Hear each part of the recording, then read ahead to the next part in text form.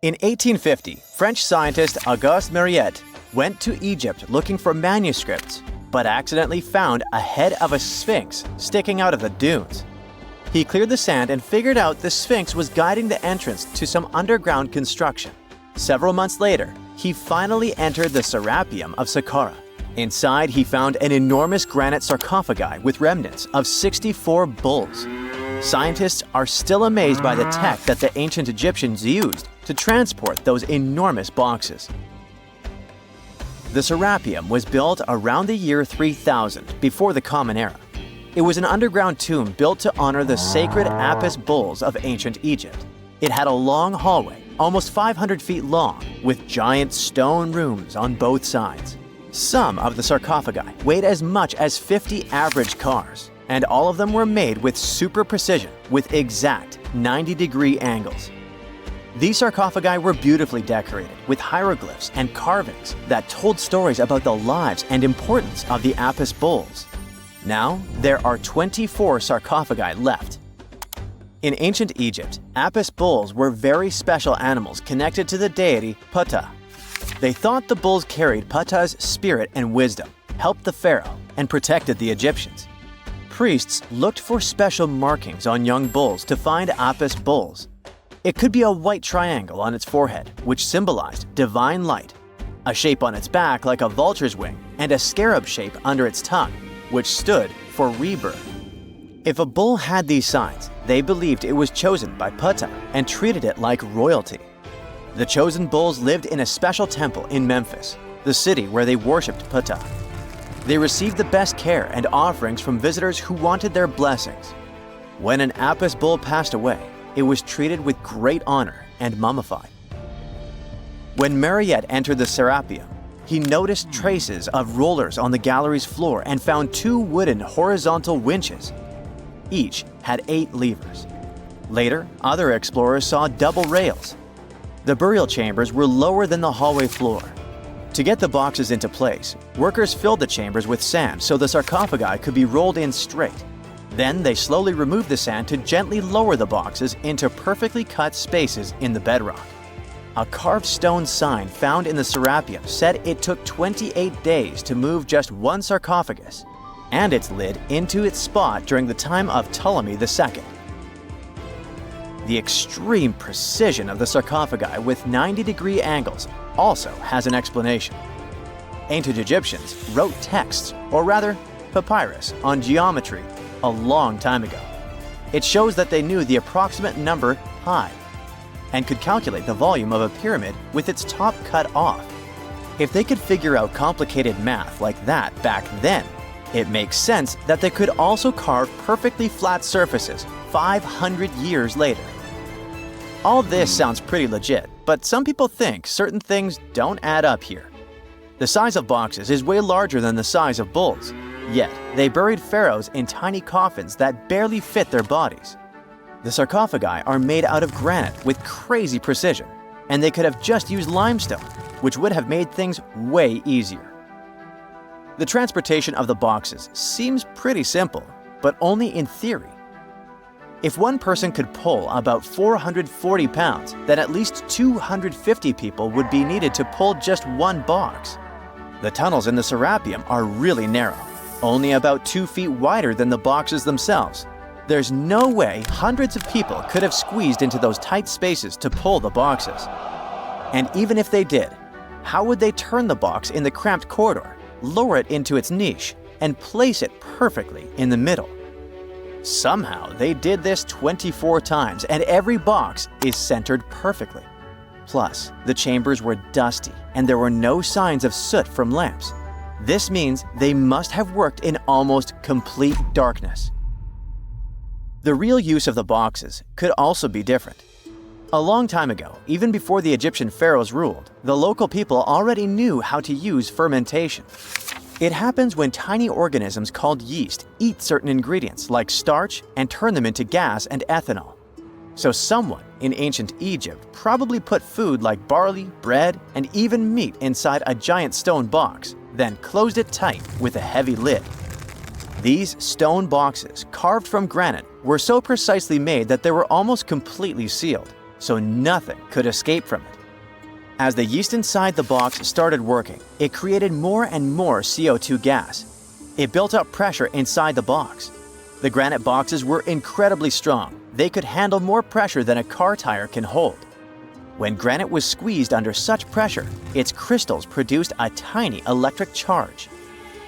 This effect was possible because granite contains quartz, a material that reacts to pressure this way. The process also needed meat or animal parts, possibly to help the yeast grow better. Meat contains something called oleic acid, which yeast needs to keep growing and to survive the bad effects of the ethanol it produces. As the pressure inside the box kept growing, the combination of gases and electricity made these boxes not just ancient fridges, but powerful energy systems. Over time, the pressure inside got so strong that it could push the lid open and the gas would escape with a pop. But when people rediscovered the serapeum in 1850, they found old drawings that showed piles of stones stacked on top of some of the box lids. So, someone long ago probably tried to make the lids even heavier by adding extra weight to make it harder for the gas pressure to push them open. This extra weight also meant the quartz crystals in the granite could keep creating more electricity under all that pressure. If someone opened one of these stone boxes thousands of years later, they would only find bones from bulls that were placed in the box. And that's exactly what Mariette discovered in the 1850s.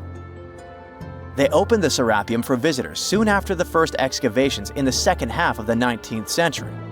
Prince of Wales even had a luncheon with his guests in one of the sarcophagi. Sands and earthquakes made the site inaccessible for a while, but now you can visit it again and try to solve the mystery yourself. With new tech, we could have answers to many other historical mysteries soon.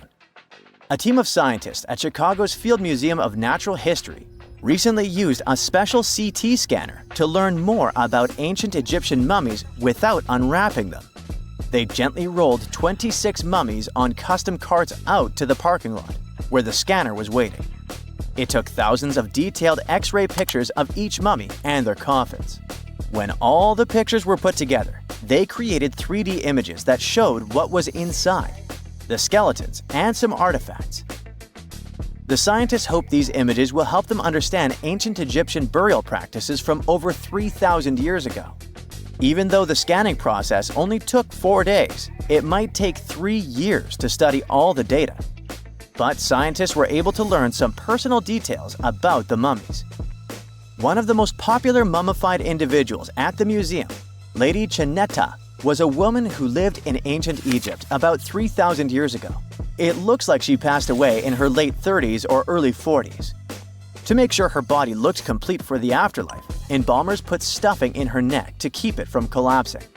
They also placed artificial eyes in her sockets, so she would have eyes in the next world. She was wrapped in fancy linen and placed in a beautifully decorated coffin. The scans revealed that it had been carefully crafted with a slit at the back, which embalmers used to fit the body. There were also some artistic details on the surface, like markings for her knees. It looks like her burial was on the scale of a high-end luxury car.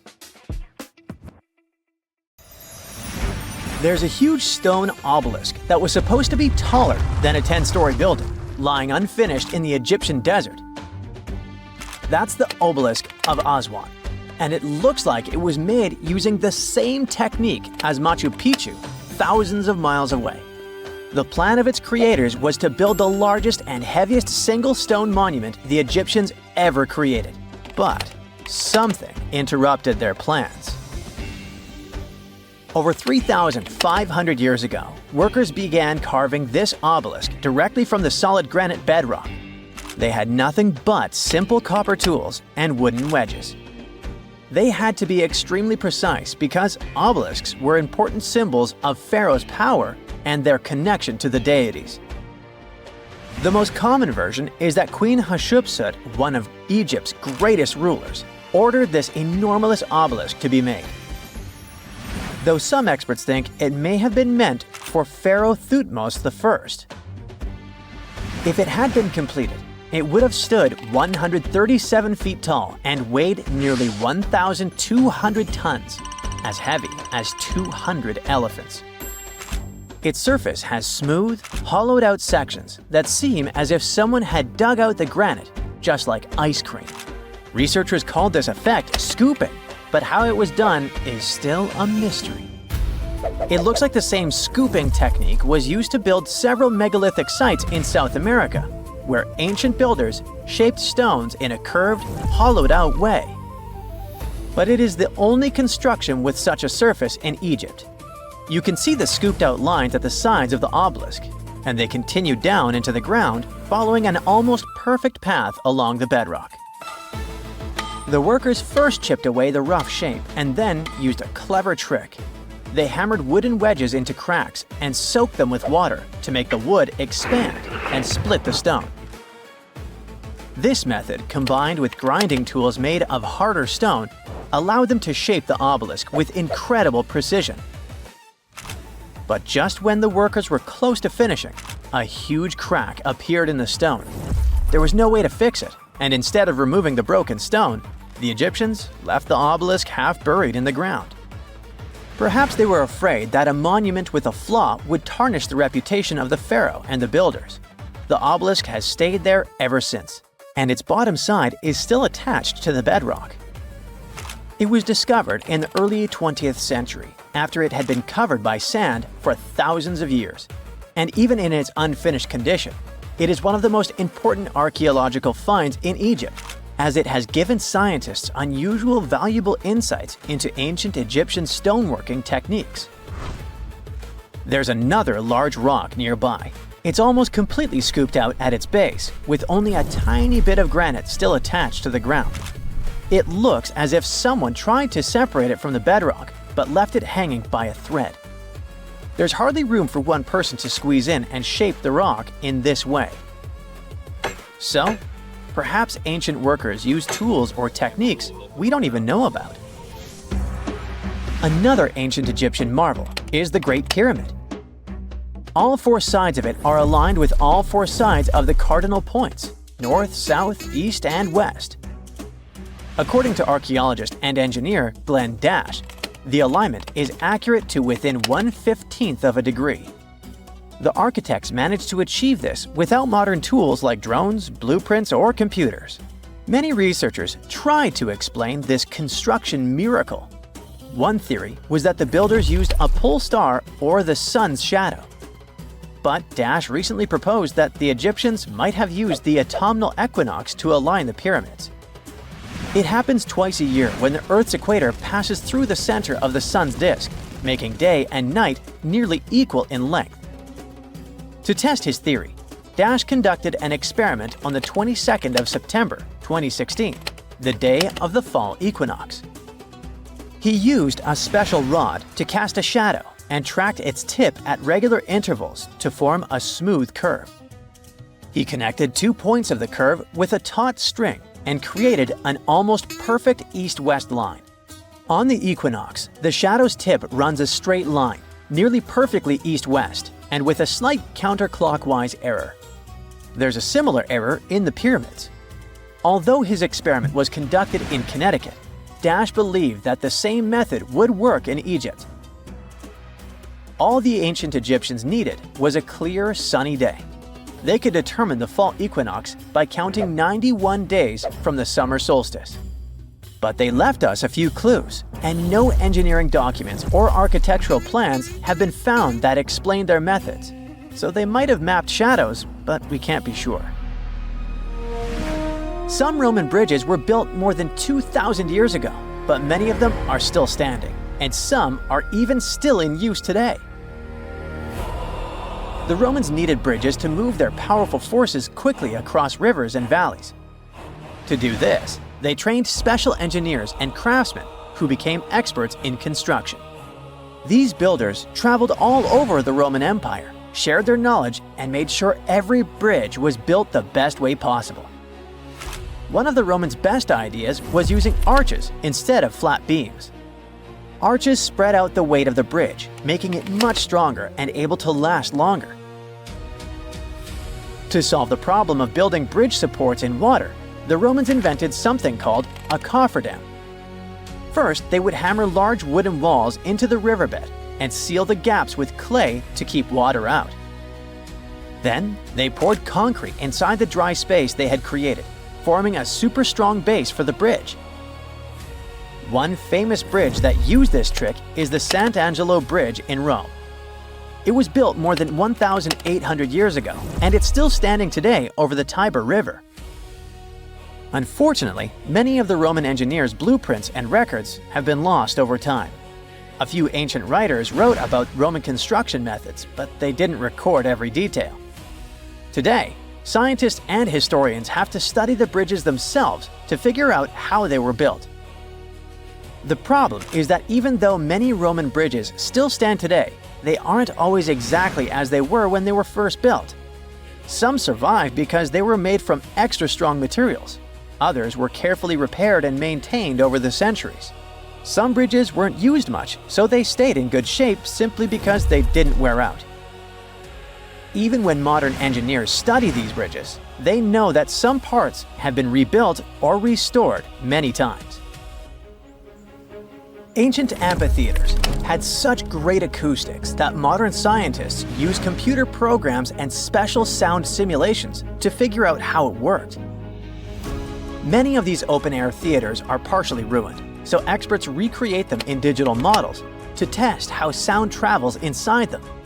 But some ancient theaters, like the famous theater of Epidaurus in Greece, are still so well preserved that scientists can measure the sound in real life. The acoustics there is so perfect that you can hear someone speaking on stage clearly, even from the very top row. The curved, bowl-like shape of the theater worked like a giant speaker that naturally amplified voices and music. The seats were placed at different heights and angles so that the sound waves moved smoothly through the theater. Hard materials like marble and stone were great at bouncing sound waves across the theater, so voices and music were louder and clearer.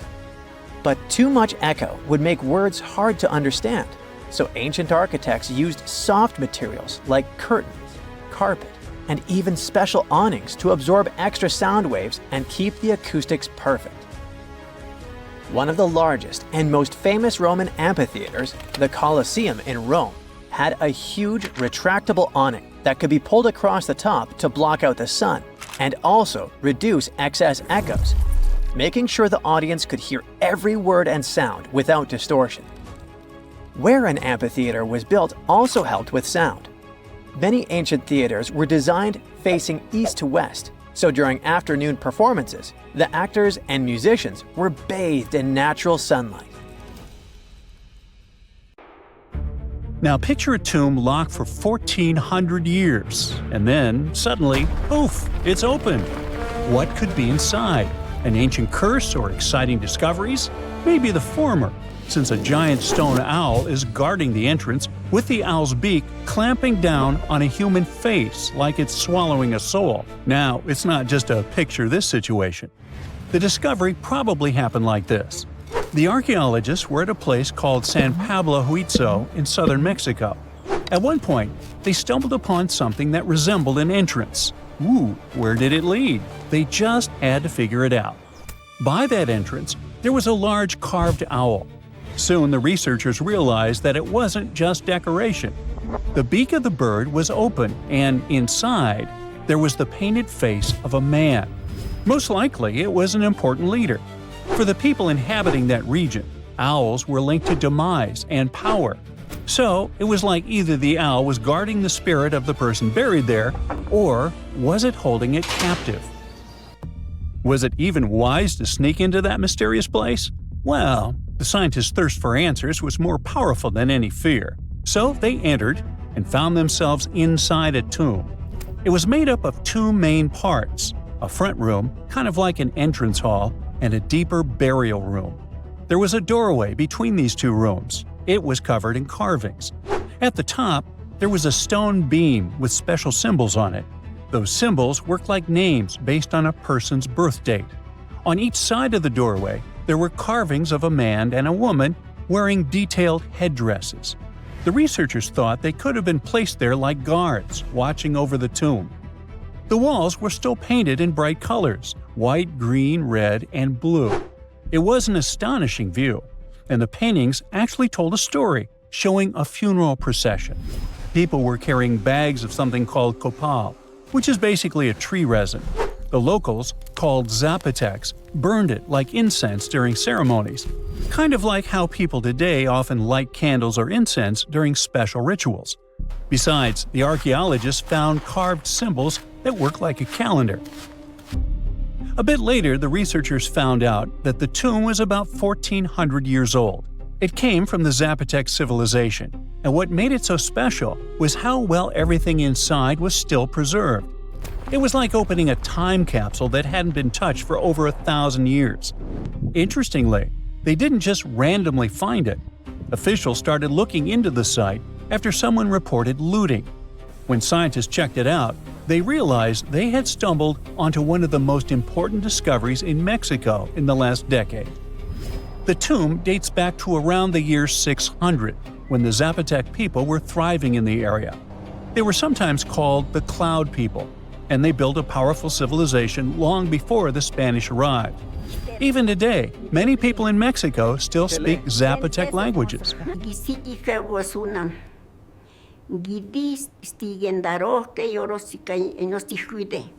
Right now, experts from the National Institute of Anthropology and History are working carefully to protect the tomb and study everything inside.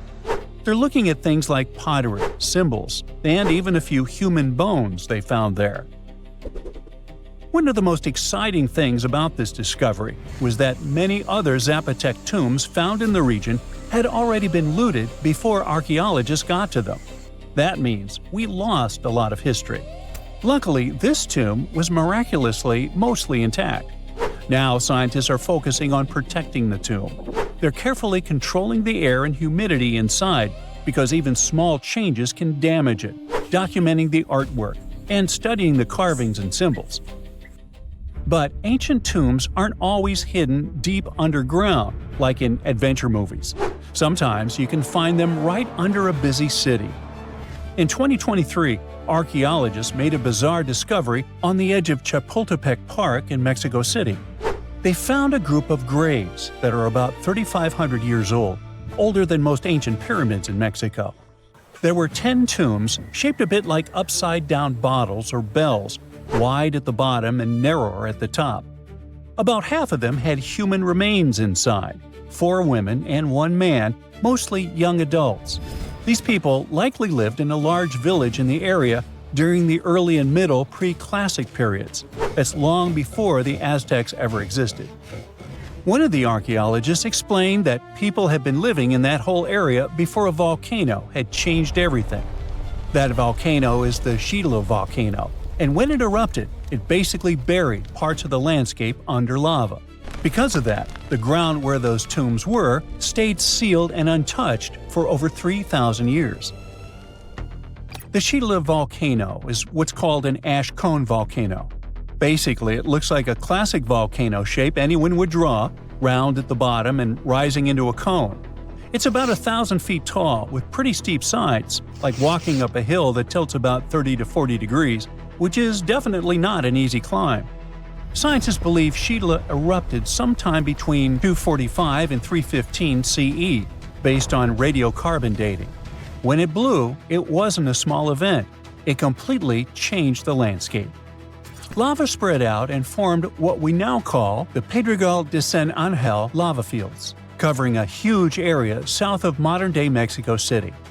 Imagine a thick, slow-moving wave of molten rock turning everything in its path into solid stone. One of the biggest victims of this eruption was Quiquilco, which was once a major and advanced city in Mesoamerica. The lava literally buried it, freezing it in time under layers of rock. After that, the people who lived there had to leave and spread out to other regions. On the bright side, this movement of people, kind of like a forced migration, helped spread their culture across central Mexico. It may even have influenced the development of nearby cities, like Teotihuacan. Sometime later, it became one of the most powerful urban centers in the region. But this story has a twist. Not all scientists agree on the timing. Some think that a series of big eruptions and the destruction of Quiquilco might have actually started earlier, around the 1st century BCE. So, depending on which history you look at, this disaster either happened a bit later in Roman times or even earlier, back when ancient civilizations in Mexico were still developing. Either way, it was a catastrophic event that reshaped both the land and the lives of the people living there. But let's get back to the tombs. They aren't huge. Most are about 3 to 6.5 feet wide and up to 5 feet tall. Picture something about the size of a small closet or a big storage bin you could crouch inside. Archaeologists call them bell tombs because of that rounded bottle-like shape. This style isn't unique to just one place. We've found similar tombs across different parts of Mexico. It means people must have shared their ideas, like trends spreading between regions today. Another curious thing is that this wasn't a one-time burial site. The team found later burials too, which means people kept coming back to that spot for generations. It was a place that remained important to a community for hundreds of years. Inside the tombs, archaeologists found offerings buried with those who had passed away. There were tools made from deer antlers, a cup, and small female figurines.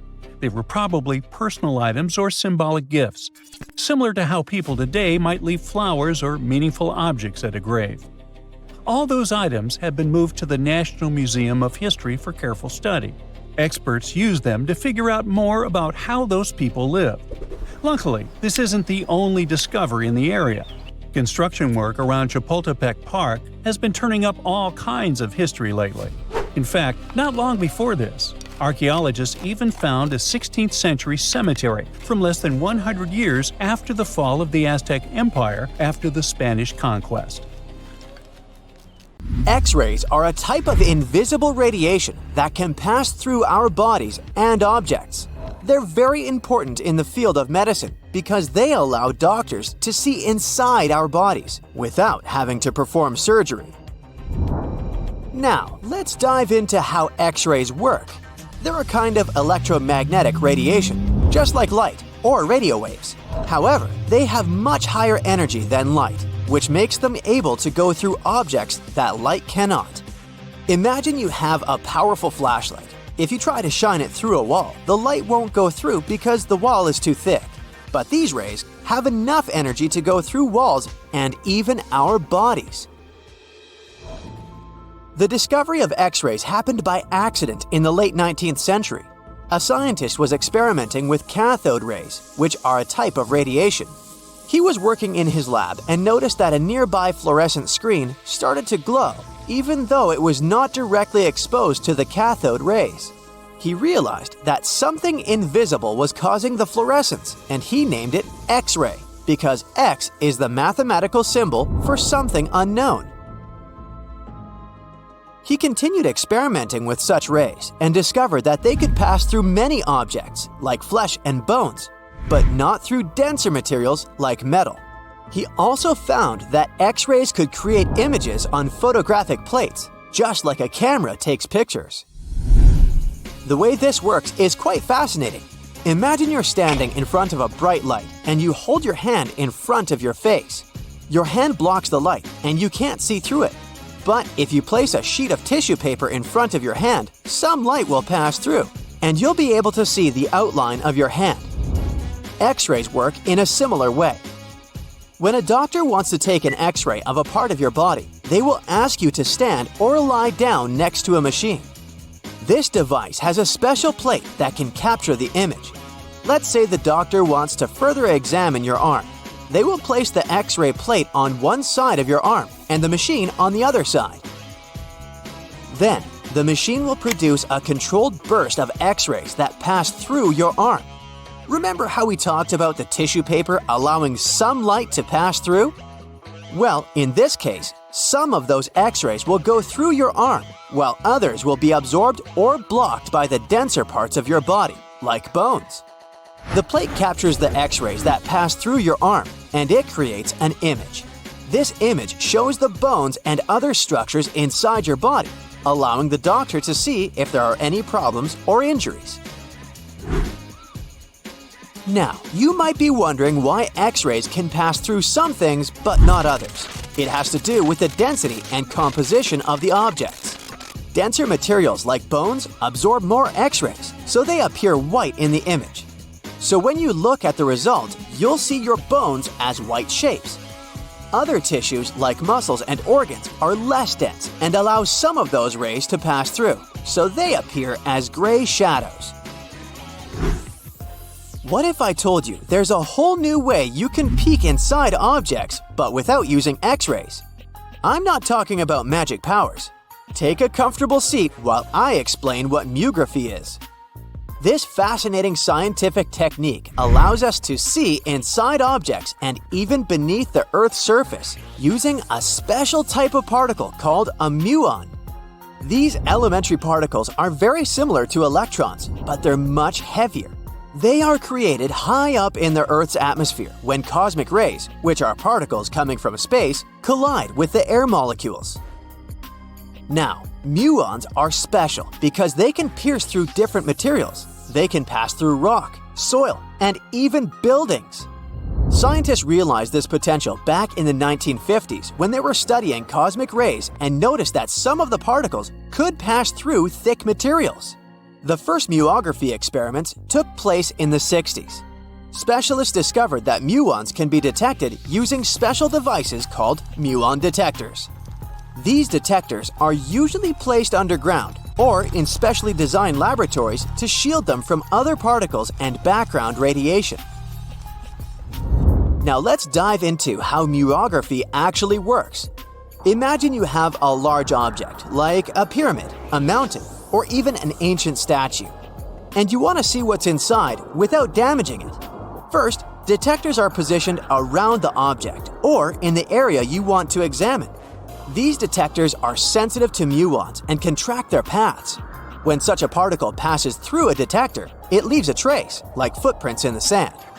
By collecting data from multiple detectors, scientists can reconstruct the paths. Here's where things get really cool. The Earth's atmosphere acts like a natural filter for muons. It turns out that the more massive an object is, the more particles it will block. So, if you have a large, dense object like a mountain, fewer muons will pass through it compared to a smaller, less dense object, like an empty box. This difference in the number of particles that reach the detectors can give us clues about what's inside the objects. Scientists use computer algorithms and mathematical techniques to analyze the data and create images. These images represent the density distribution of the object being studied. It's like creating a map that shows where the densest areas are and where there's gaps inside the object. The concept of muography is similar to using shadows to understand the shape and size of an object. Imagine you're standing in front of a bright light and you place your hand between the light source and a wall. You'll see a shadow of your hand on the wall. Based on the shape and size of the shadow, you can get an idea of what your hand looks like, even though you can't see it directly. This technique has been used to study various objects and structures. For example, scientists have used it to explore the inside of volcanoes and pyramids, and even to investigate the structure of mountains and the Earth's crust. With the help of this amazing technique, scientists have now uncovered new information about the Great Pyramid of Giza. They discovered something that had eluded tomb raiders for centuries. They found a hidden chamber. And guess what they named it? The Big Void. Yeah, I know, not the most creative name. They even used 3 different muon detection techniques just to be super sure that it was indeed a big, mysterious void inside the grandest pyramid of them all. Once news got out about this mind-boggling discovery, Egyptian authorities couldn't resist the temptation to explore further. So, they brought in an endoscope camera to confirm the existence of this epic void. So, they inserted a camera through one of the openings underneath the entrance, and voila! It revealed a corridor. More so, the corridor had a chevron ceiling. I can't help but imagine the ancient Egyptians using it as a cool dance floor. Another team of scientists decided to take another shot at scanning this newfound void. According to them, the Great Pyramid of Giza is a pioneer in the pyramid game. It used a technique called chevron to cover internal structures and keep them from collapsing. Now, why did the ancient Egyptians build this corridor and the grand void it leads to? One theory suggests that the corridor was built to relieve pressure inside the pyramid. Another theory says that the void could be a result of the pyramid's construction process. It could have been an internal ramp used to move roof blocks into position, and then it was left there or filled loosely with rubble. According to other enthusiastic explorers, there might be another burial chamber waiting to be discovered. They believe that the pyramids were built with a dash of randomness in the construction process. As the builders worked their magic, they realized that some chambers wouldn't be able to handle the weight of a majestic sarcophagus. So they made adjustments on the fly, creating new plans as they went along.